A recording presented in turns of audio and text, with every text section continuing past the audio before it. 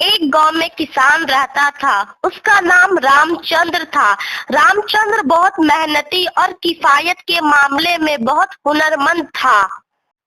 वह अपने खेतों में दिन रात मेहनत करता था और फल सब्जियां उगाने के लिए सभी नए तकनीकों का इस्तेमाल करता था। रामचंद्र का एक बेटा भी था जिसका नाम सुरेश था, लेकिन ये बात थोड़ी अलग थी। सुरेश बहुत आलसी और कामचोर था। एक दिन रामचंद्र ने अपने बेटा से कहा, सुरेश, उठो, चलो मेरे साथ खेती करने। सुरेश उठ के बैठ जाता है और कहता है, नहीं, मैं नहीं जाऊंगा, मुझे खेती में कोई रुचि नहीं है। रामचंद्र कहता है, तुम सदैव अपनी मनमानी करते रहते हो। सुरेश, हाँ, क्योंकि मुझे लगता है कि खेती करने से कोई फायदा नहीं होता है और न दूसरों की मदद करने से। रामचंद्र बहुत ही परेशान था अपने बेटे के लापरवाही से। अगले दिन रामचंद्र खेत में काम करते हुए उसने एक आदमी से कहा, मेरे घर जाकर सुरेश को लेकर आओ। आदमी सुरेश के पास जाता है और उससे कहता है, चलो, तुम्हारे पिताजी खेत में मदद करने के लिए तुमको बुला रहे हैं। सुरेश कहता है, तुम जाओ, मैं नहीं आऊंगा। तुम्हें दिखता नहीं है मैं वीडियो गेम खेल रहा हूँ। वह आदमी वहां से चला जाता है। रामचंद्र अपने बेटे का इंतजार करते करते शाम हो जाता है, परंतु वह नहीं आता है और रामचंद्र को बहुत चिंतित होने लगता है क्योंकि उसकी खेती इसके कारण प्रभावित हो रही थी। दिन बीतते जाते रामचंद्र के दिल में एक खटखटाहट बढ़ती गई। रामचंद्र सुरेश से कहते हुए, मुझे ये पसंद नहीं कि तुम आलसी बन जाओ और तुम्हारी सोच खेती से दूसरी जगह हो। सुरेश कहते हुए, आप हमेशा मुझे डांटते रहते हैं पिताजी।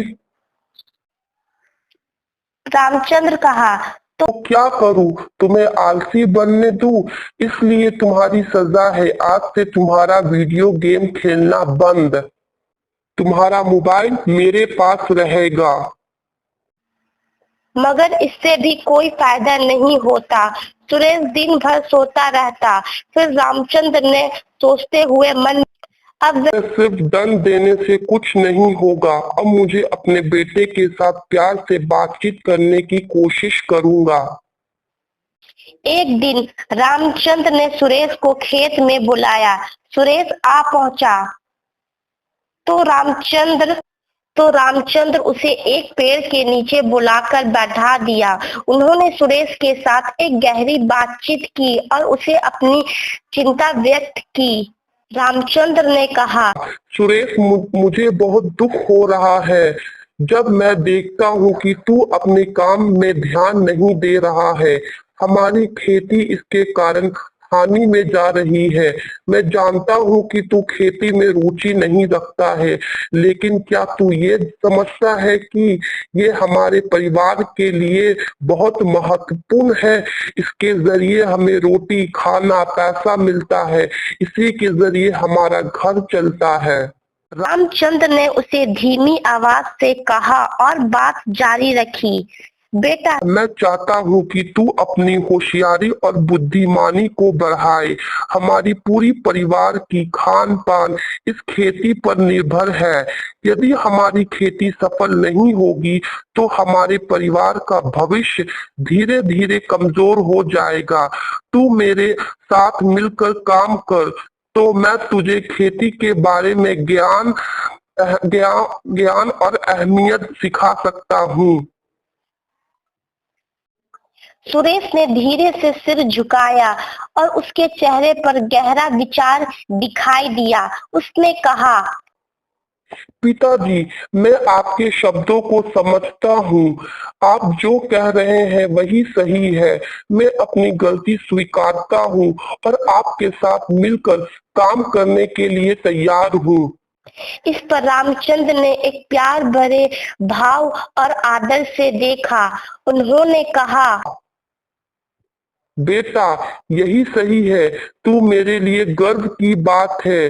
अगले सप्ते से हम एक साथ काम करेंगे और मैं तुझे खेती के लिए नए नए तकनीक और उनका उपयोग सिखाऊंगा।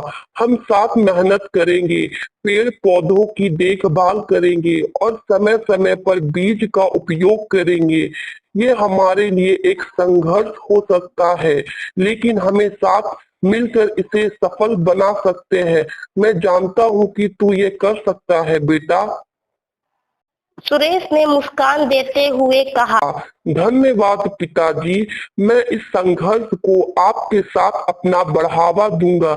मैं खुद को समझने के लिए तैयार हूँ कि खेती हमारे लिए कितनी महत्वपूर्ण है और इसे संभालने की जिम्मेदारी हमारी है। इसके बाद रामचंद्र और सुरेश ने खेत में काम करना शुरू कर दिया। सुरेश ने रामचंद्र के मार्गदर्शन का कठिनाइयों का सामना किया, लेकिन वह धैर्य और मेहनत से पार कर गए। सुरेश और रामचंद्र की मेहनत से खेती में धीरे धीरे फल दिखना शुरू किया। इसके बाद रामचंद्र और सुरेश ने खेत में काम करना शुरू कर दिया। सुरेश ने रामचंद्र के मार्गदर्शन और कठिनाइयों का सामना किया, लेकिन वह धैर्य और मेहनत से पार कर गए। सुरेश और रामचंद्र की मेहनत से खेती में धीरे धीरे फल दिखना शुरू किया। इस कहानी से हमें ये शिक्षा मिलती है कि हमें हमेशा मेहनत करनी चाहिए और परेशानियों से कभी भागना नहीं चाहिए, बल्कि उसका डट कर मुकाबला करना चाहिए और हमेशा अपने माँ बाप की बात माननी चाहिए। अगर वीडियो पसंद आए तो लाइक एंड सब्सक्राइब जरूर कीजिएगा और बेल आइकन को दबाना ना भूलिएगा।